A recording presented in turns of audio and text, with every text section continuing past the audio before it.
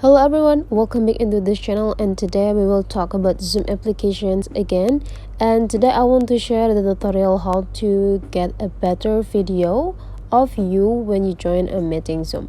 So first thing we're gonna do is open the Zoom application, and after that we already arrived in the meeting sections. You can see here, take a look on this button. This is the sections that we have in the Zoom application, and after that please take a look on these three small dots here. Just go click it, and after that we already have a lot of settings features that we can set here. Please go into the meetings and take a look on the video. Focus on the video and just scrolling down until you found a HD video.